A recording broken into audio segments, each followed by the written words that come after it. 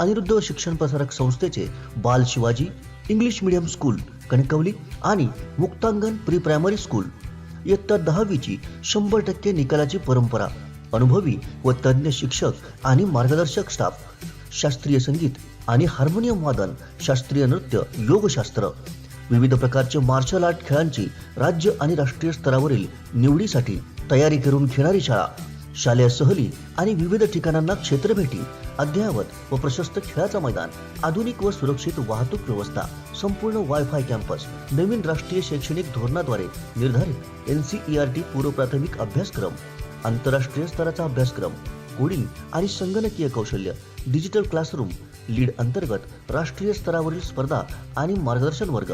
आजच प्रवेश घ्या. प्रवेशासाठी संपर्क अनिरुद्ध शिक्षण प्रसारक संस्थेचं बाल Shivaji English medium school Kankavli आणि मुक्तांगण प्री प्रायमरी स्कूल अप्रतिम नगर, सापळेबाग, जानवली, कणकवली. मोबाईल 940492 1648 आणि 7841 83 18 96. सावंतवाडी शहरापासून अवघ्या 5 किलोमीटरवर असलेल्या सावंतवाडी बेळगाव कोल्हापूर महामार्गालगत अवघ्या 200 मीटरवर माडखोल धरण आहे. निसर्ग आणि जलपर्यटनासाठी सर्वात जवळ आणि सोयीस्कर असं हे पर्यटन स्थळ पुढे येत आहे.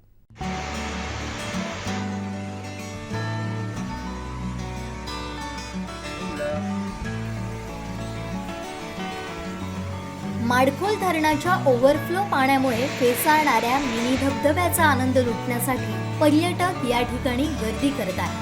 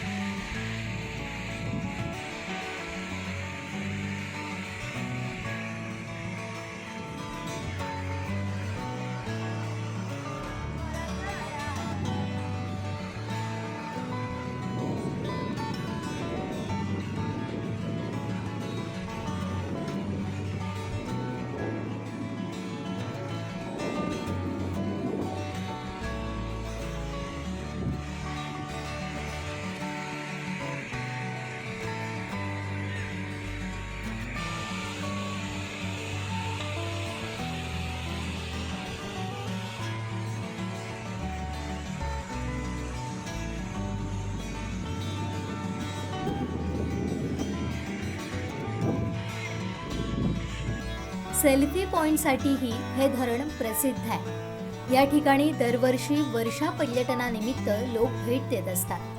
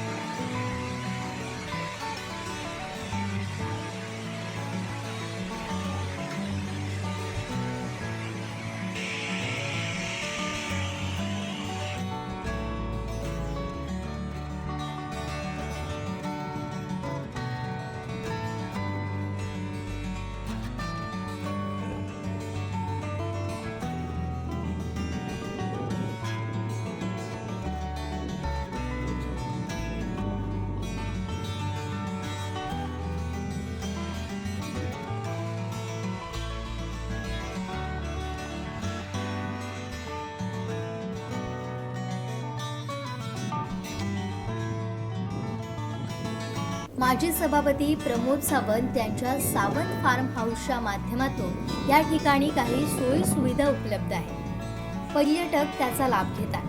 पाटबंधारे विभागानं काही लघु पाटबंधारे प्रकल्पात स्थानिक संस्थांच्या सहकार्यानं पर्यटन सुविधा उपलब्ध केला. त्याच धर्तीवर माडखोल पाटबंधारे प्रकल्पात जलपर्यटन सुविधा उपलब्ध करून दिल्यास स्थानिक नागरिकांना रोजगाराच्या संधी उपलब्ध होणार आहे. पर्यटनासही चालना मिळणार आहे.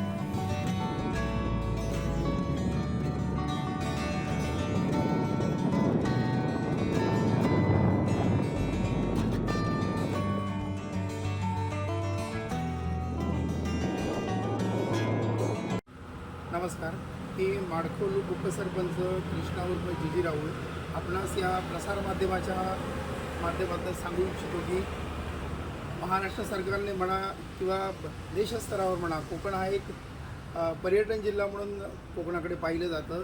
तसेच कोकणाच्या जवळ असलेला गोवा, आंबोली अशी अनेक पर्यटन स्थळं आहेत. गोव्यामध्ये आता मोठ्या प्रमाणात पर्यटनाच्या माध्यमातून विकास होत असतो. अशा परिस्थितीमध्ये आपला सिंधुदुर्ग जिल्ह्यातील अनेक मान्यवरांनी हा जिल्हा एक सुजलाम सुफलाम जिल्हा होण्याच्या दृष्टीने एक पर्यटन जिल्हा म्हणून घोषित केला. पण या पर्यटन जिल्हा घोषित करत असताना सिंधुदुर्गामध्ये हव्या तशा पर्यटनाच्या माध्यमातून ज्या नैसर्गिक गोष्टी आहेत त्याचा हवा तसा प्रसार आणि त्याचा विकास झालेला नाही. थोडक्यात सांगायचं असेल जसं आपल्याला आंबोली आपलं डेव्हलप झालं, आंबोलीकडे आता मोठ्या प्रमाणात पर्यटक येतात. त्याचप्रमाणे सावंतवाडीला सुद्धा सावंतवाडीच्या अवघ्या 6 ते 7 किलोमीटरवर असणाऱ्या आणि बेळगाव सावंतवाडी रोडपासनं अगदी 200 मीटरवर असणारं माडखोलचं डॅम, माडखोलचं धरण हे सुद्धा मोठ्या प्रमाणात एक पर्यटनाचं केंद्रबिंदू ठरू शकतं. सदर धरणावर मोठ्या प्रमाणात पर्यटक लोक जातात, परंतु तिथे शासन स्तरावर किंवा संबंधित प्रशासनाने ज्याप्रमाणे लक्ष द्यायला पाहिजे तसं प्रशासनाचं लक्ष नसल्यामुळे सदर पर्यटन क्षेत्र हे विकसित होण्याच्या दृष्टीने थोडं मागास राहिलेलं आहे. जर संबंधित प्रशासनाने आणि स्थानिक प्रशासनाला विश्वासात घेतलं तर सदर पर्यटन स्थळे मोठ्या प्रमाणात एक पर्यटन स्पॉट म्हणून प्रसिद्ध होऊ शकतो. आणि त्या दृष्टीने त्या ठिकाणी येणारा पर्यटक हा सुद्धा मोठ्या प्रमाणात येऊन आंबोलीला जो जाणारा पर्यटक आहे तो माडखोलमध्ये थांबून त्या धरणाकडे जाऊन तिथला पर्यटनाचा आनंद तो घेऊ शकतो. यासाठी तिथल्या होणाऱ्या ज्या चुकीचे जे काही होणारे जे प्रकार आहेत ते रोखण्यासाठी शासनाने ते योग्य वेळी योग्य ती दखल घेऊन तिथे योग्य त्या सुधारणा करावी, योग्य ती काळजी घेण्याच्या दृष्टीने संबंधित यंत्रणा तिथे राबवावी आणि स्थानिक प्रशासनाला विचारात घेऊन सदर भाग हा डेव्हलपमेंट करावा. त्या दृष्टीने मला असं वाटतं की आपल्या जिल्ह्याचे पालकमंत्री सन्माननीय रवींद्रजी चव्हाण आहेत, आपले महाराष्ट्र राज्याचे आणि देशाचे नेते आदरणीय राणेसाहेब, तसेच आपले शालेय शिक्षण मंत्री सन्माननीय दीपकभाई केसरकर यांनी विशेष करून लक्ष देऊन हा माडखोलमधला जो पर्यटनाचा जो हा स्पॉट आहे तो विकसित करण्याच्या दृष्टीने लक्ष द्यावे अशी मी या प्रसारमाध्यमाच्या माध्यमातून आपल्याला विनंती करतो. आमचे दिवसभरातले सर्व अपडेट्स, ताज्या घडामोडी आणि थेट लाईव्ह पाहण्यासाठी सबस्क्राईब करा, लाईक करा कोकणचं नंबर 1 महा चॅनल कोकण 7 लाईव्हचं YouTube चॅनल.